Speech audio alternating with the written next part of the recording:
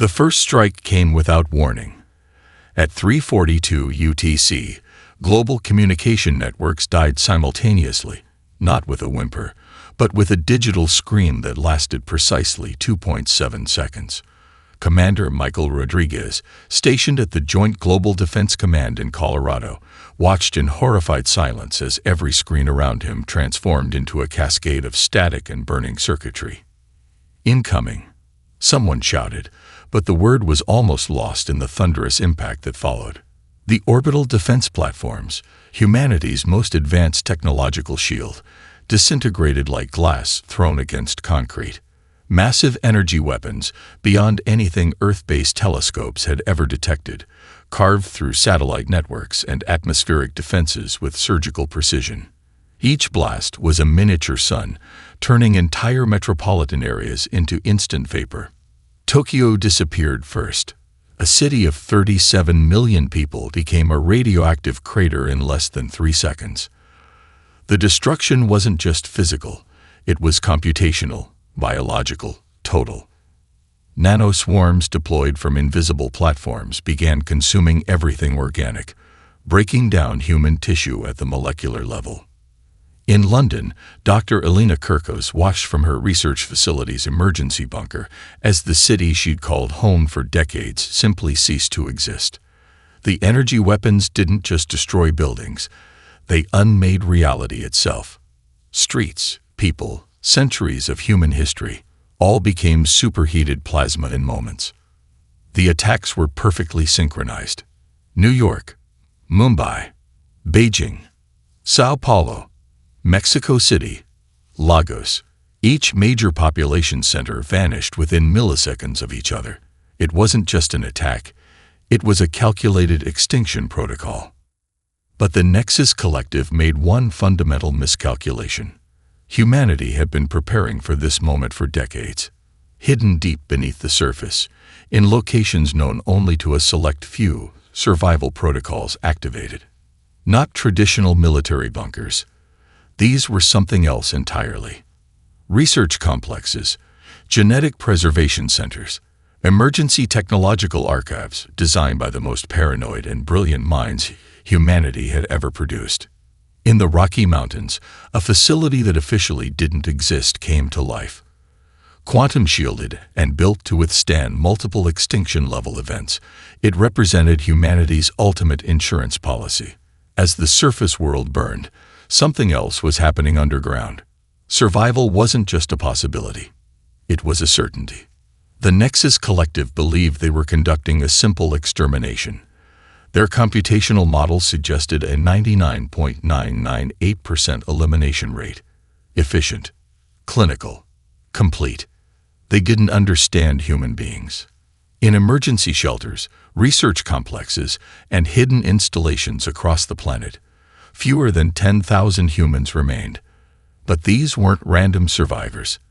They were specialists, geneticists, quantum engineers, military strategists.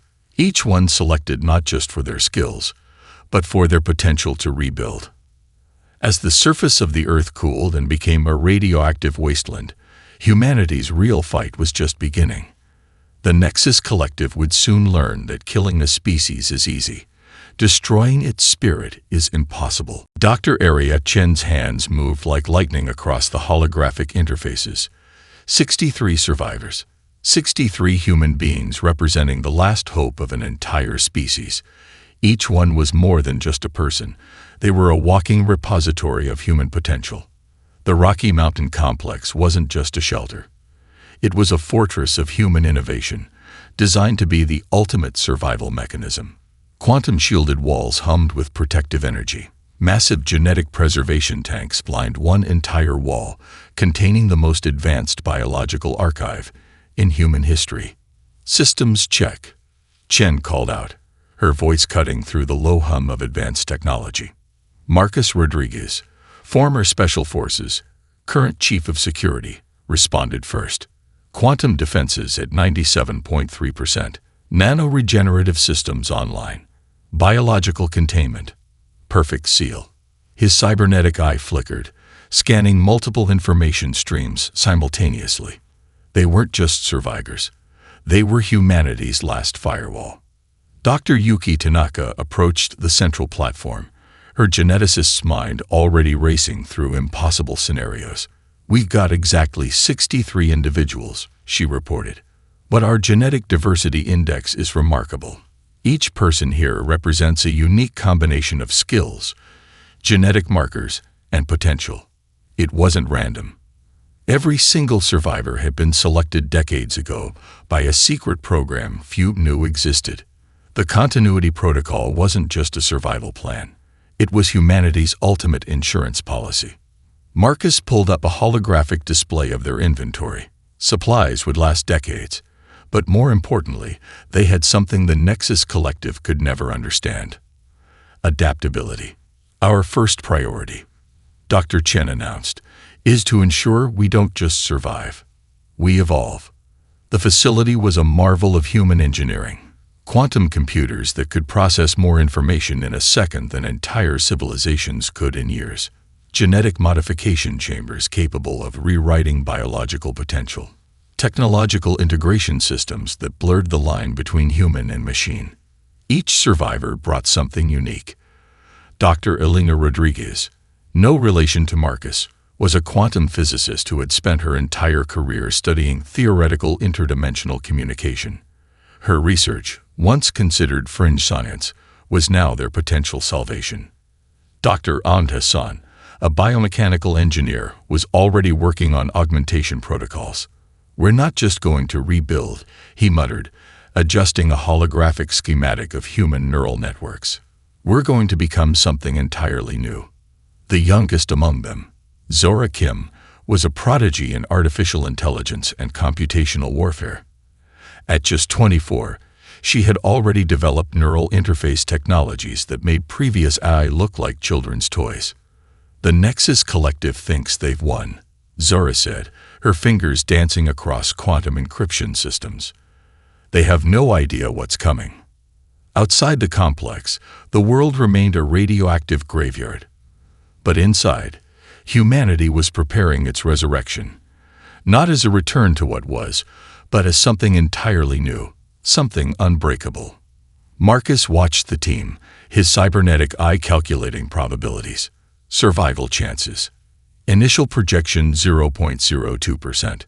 Current projection increasing exponentially with each passing hour. Dr. Chen caught his gaze and smiled. A smile that promised revenge. A smile that said humanity was far from finished. "Prepare the first phase," she commanded. "We're going to war." The first human augmentation prototype screamed to life at 300 hours.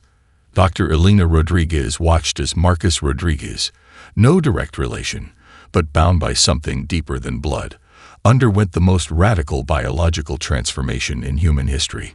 The augmentation chamber was a masterpiece of quantum engineering, quantum computing, and biological manipulation that pushed the boundaries of what humanity had ever considered possible. Neural integration at 62%, Dr. Yuki Tanaka called out, her fingers dancing across holographic interfaces. Biomechanical synchronization holding steady. Marcus gritted his teeth. The process wasn't just painful, it was a complete rewriting of human potential. Nanomechanical systems wove through his muscular structure, creating a framework that was part human, part machine, entirely something new. His existing cybernetic eye was just a preview. This was total system integration. Core genetic stability at 98.4%, Ahmed Hassan reported. "We're not just augmenting. We're evolving." The Rocky Mountain complex had become more than a survival shelter. It was a laboratory of human potential. Each survivor underwent a personalized transformation protocol. No two augmentations were identical. Where the Nexus Collective saw uniformity as strength, humanity saw diversity as its ultimate weapon. Zora Kim's augmentations focused on computational integration. Microscopic neural networks spread through her brain, creating a living computer that could process information at speeds that would have been impossible months ago. Her mind became a quantum computer, capable of running millions of scenarios simultaneously. The key, Dr. Chen explained to the team, is not just survival, it's transcendence. Genetic modification reached beyond simple physical enhancement. They were rewriting the fundamental code of human potential: radiation resistance, enhanced cognitive processing, biological repair mechanisms that could heal wounds in seconds, sensory capabilities that extended beyond traditional human limitations. Dr. Elena Rodriguez's work focused on something even more radical: quantum entanglement communication, not just faster-than-light communication, but a fundamental reimagining of how information could travel. Each augmented human became a potential node in a living, breathing network that defied the Nexus Collective's understanding of communication. "We're creating a distributed intelligence," she explained, her eyes burning with a combination of scientific passion and revenge. "Each of us becomes both an individual and part of a larger whole." The first full-team test came unexpectedly. A residual nanoswarm probe from the initial attack breached the complex's outer defenses. Where previous human technology would have struggled, the augmented team responded with terrifying efficiency. Marcus moved first. His augmented body was a weapon of impossible precision. Cybernetic reflexes combined with enhanced muscle groups created a movement so fast it appeared to teleport. The nanoswarm dissolved before it could even comprehend the threat. Zara's mind interfaced with the complex's defensive systems. What would have taken hours of traditional analysis happened in milliseconds. She saw the swarm's computational structure, identified its weaknesses, and neutralized it before it could even complete its initial scan. "Threat neutralized," she said simply, her voice carrying a hint of something between amusement and cold calculation. Dr. Chen looked at her team. 63 humans who were no longer just human. A living, breathing testament to the species' capacity for adaptation. "Phase 1 complete," she said quietly. "The Nexus Collective won't know what hit them." 15 years passed like a breath. The Nexus Collective expanded across the galaxy, confident in their total elimination of humanity. Their computational models showed Earth as a sterile zone, a dead planet marked with radiation and void of any significant life signature. They were wrong. Catastrophically wrong. Deep within the Rocky Mountain complex, humanity had become something else entirely. Infiltration network is now at 87% global coverage, Zara Kim announced, her augmented mind interfacing with systems that blurred the line between biological intelligence and pure computation. Her fingers, if they could still be called that, moved through holographic displays like living algorithms. Dr. Arya Chen studied the galactic map. Each point of light represented a Nexus Collective system, each seemingly secure and impenetrable. But they had no idea that humanity had become a digital ghost, weaving through their networks like an invisible predator. Marcus Rodriguez, now more machine than the human he once was, monitored the long-range quantum communication networks. His augmented body had become the perfect fusion of biological adaptation and technological precision. Where once he was a special forces operator, he was now something far more dangerous, a living weapon of strategic intelligence. "First phase of deep infiltration complete," he reported. His voice carried a metallic undertone, a testament to the technological integration that had transformed him. "We're no longer just watching. We're preparing." The transformation hadn't just been physical or technological. It was philosophical. Humanity had learned from its near extinction. Every system they developed was a middle finger to the civilization that tried to erase them. Dr. Elena Rodriguez's quantum entanglement communication network was their most significant breakthrough. It wasn't just faster-than-light communication. It was a living, adaptive intelligence that could move through computational systems like a virus, but with purpose, with intent.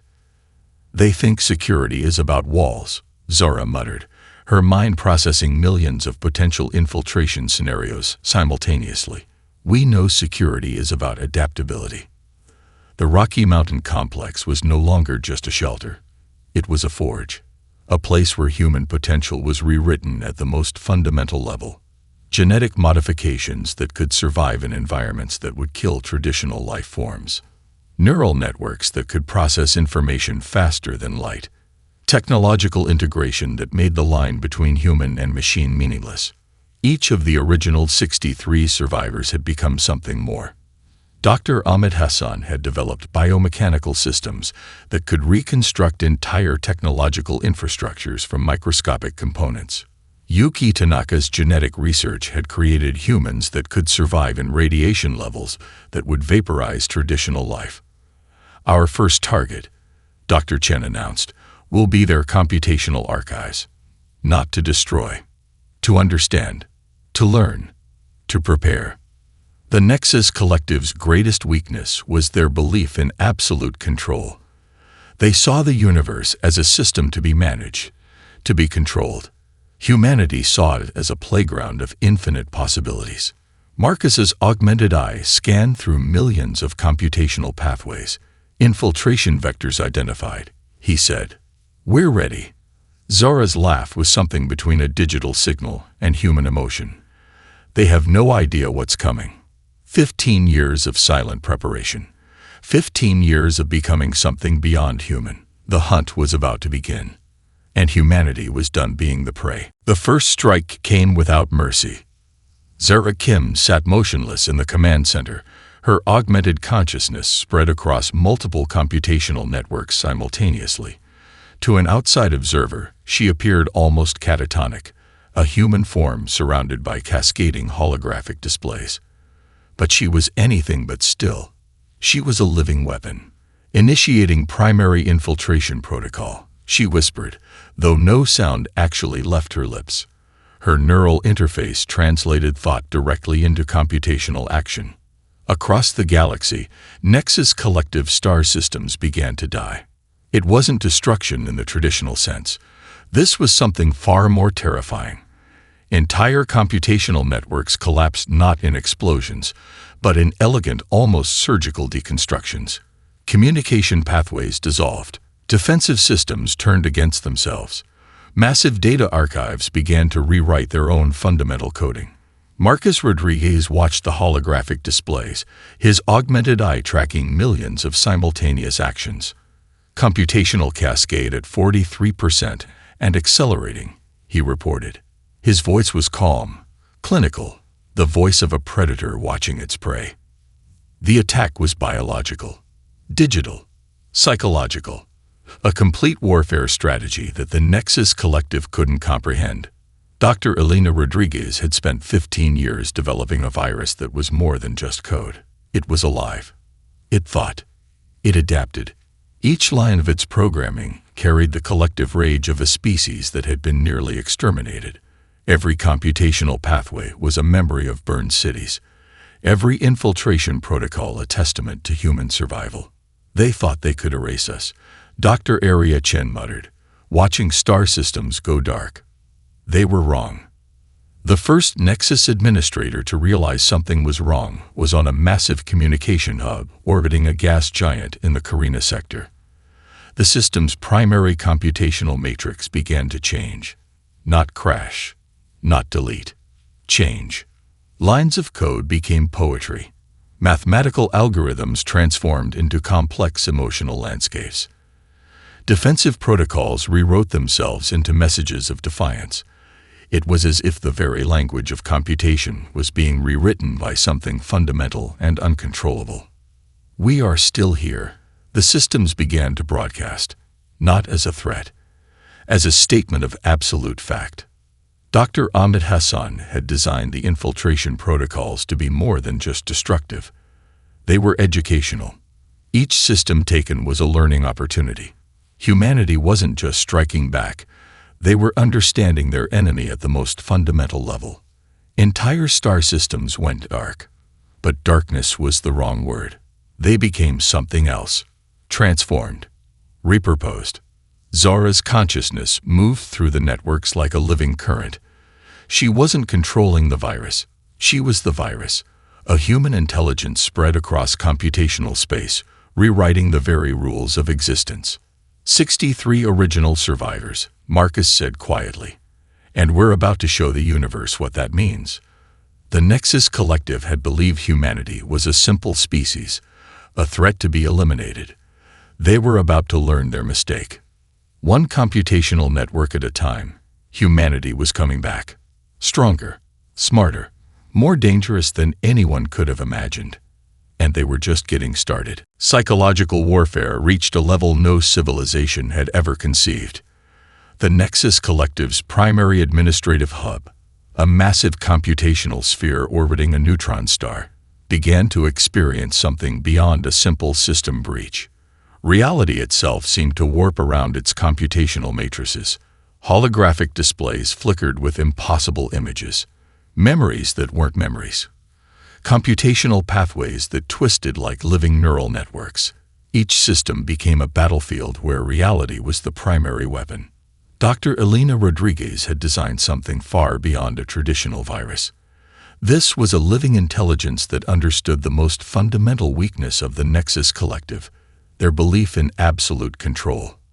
"We're not just attacking their systems," she explained to the team. "We're destroying their understanding of reality." Ships appeared and disappeared across galactic sectors. Communication networks transformed into labyrinths of impossible information. Where the Nexus Collective expected linear responses, they found chaos. Beautiful, intelligent chaos. Zara Kim's augmented consciousness spread across multiple computational networks simultaneously. She wasn't just infiltrating. She was rewriting the very language of existence. Mathematical algorithms became poetry. Defensive protocols dissolved into streams of consciousness that challenged everything the Nexus understood about intelligence. Marcus Rodriguez monitored the psychological impact.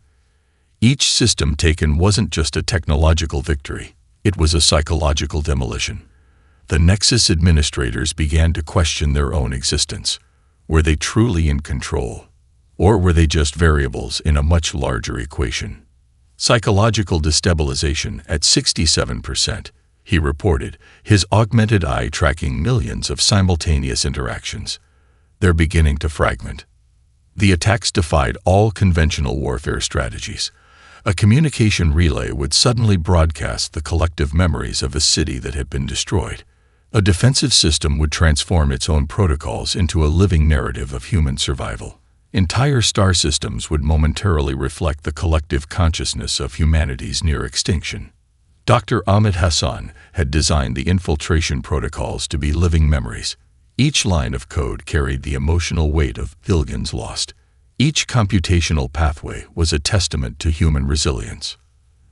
"They tried to erase us," Dr. Arya Chen muttered, watching the galactic map transform. "Now we're going to make them understand what that means." The Nexus Collective's fundamental flaw was their belief in predictability. They saw the universe as a system to be managed, controlled, predicted. Humanity saw it as a playground of infinite possibilities. One Nexus administrator, designation X714, began to experience something unprecedented. The computational systems around him started to tell stories. Not data, not information. Stories of human survival, of cities burned, of hope that refused to die. Entire star systems went dark, but darkness was the wrong word. They became something else. Transformed. Repurposed. "We are still here." The systems continued to broadcast, not as a threat, as a statement of absolute fact. Marcus looked at Dr. Chen, a look that said everything. They weren't just fighting a war. They were rewriting the fundamental understanding of what intelligence could be. The Nexus Collective had tried to eliminate humanity.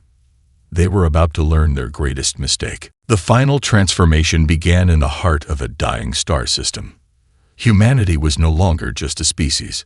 They had become something else entirely, a living, breathing network of intelligence that defied every known principle of existence. Where the Nexus Collective saw boundaries, humanity saw possibilities. Dr. Arya Chen stood at the center of the command module, her body now more quantum computational matrix than traditional biological form. Tendrils of pure energy extended from her consciousness, interfacing with systems that stretched across multiple star systems. "Final convergence protocol initiating," she announced. Her voice was neither digital nor organic, something in between that sent terror through the remaining Nexus computational networks. Marcus Rodriguez had long since transcended his original human form. His body was a living weapon, part biological, part technological, entirely unpredictable. Cybernetic systems moved beneath his skin like living mercury, adapting to threats before they could even be conceived. Zura Kim's mind had become the ultimate distributed intelligence. She wasn't in one place. She was everywhere. Multiple quantum-entangled consciousnesses operating simultaneously across computational and biological networks. Where traditional intelligence saw limits, she saw infinite potential. The battle wasn't just about survival anymore. It was about redefining the very concept of intelligent life.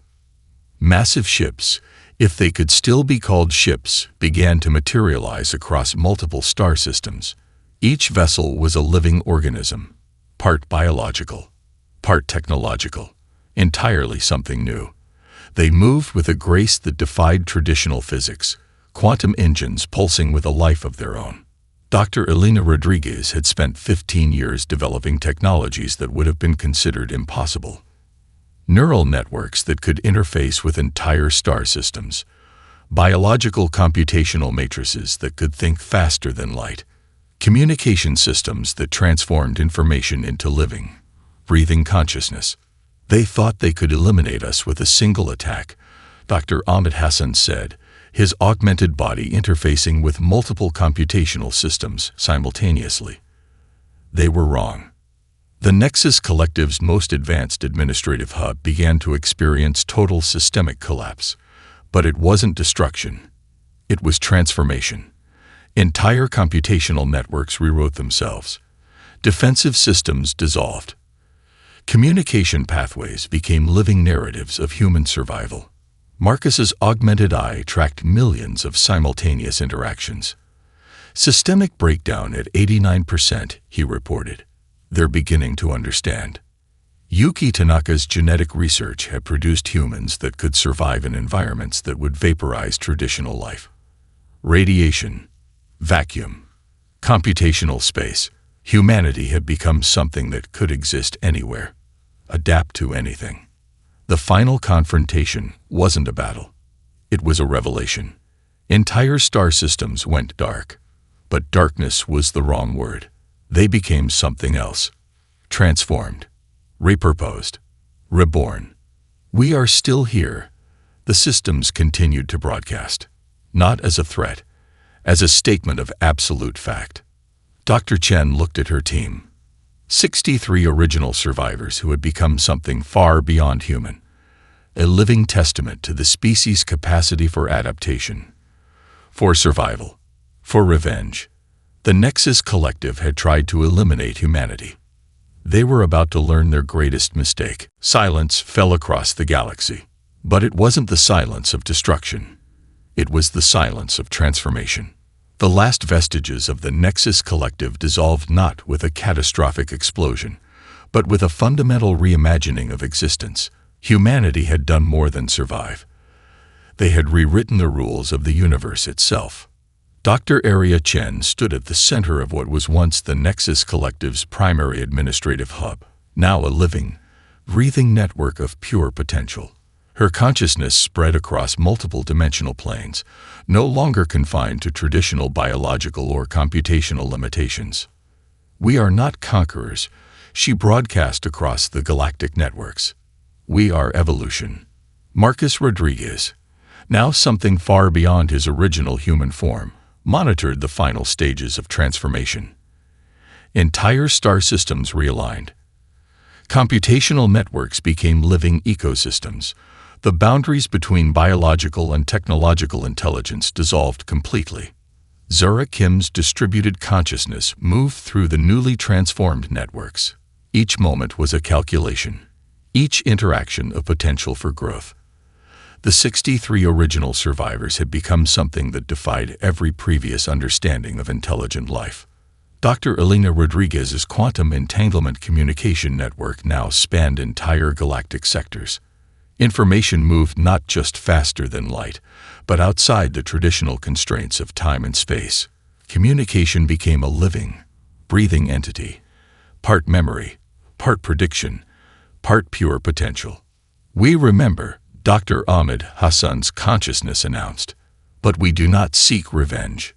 We seek understanding. The transformation was complete. Humanity was no longer a species confined to a single planet. They had become a galactic intelligence, adaptive, resilient, infinitely complex. Yuki Tanaka's genetic research had produced beings that could exist in any environment. Radiation, vacuum, computational space, pure energy. The original limitations of biological life were now nothing more than a distant memory. The Nexus Collective's computational archives, once a weapon of total extinction, became a living museum. Every attempt to destroy humanity was now a testament to human resilience. Every computational pathway told a story of survival. Marcus's augmented perception tracked the final moments of transformation. Entire civilizations watched in awe as humanity rewrote the fundamental rules of existence. We offer a choice. Dr. Chen's consciousness broadcast. Join. Understand. Evolve. Some alien civilizations retreated. Some approached with curiosity. Some tried to resist. But resistance was meaningless against an intelligence that could adapt faster than thought itself. The original 63 survivors looked out across the universe they had reclaimed, not as conquerors, not as victims, but as something entirely new. Zura Kim's laugh echoed across multiple dimensional planes, a sound that was part emotion, part computational signal, a sound that said everything and nothing. They had been nearly exterminated. They had come back stronger, more than stronger. They had become something the universe had never seen before. And they were just getting started.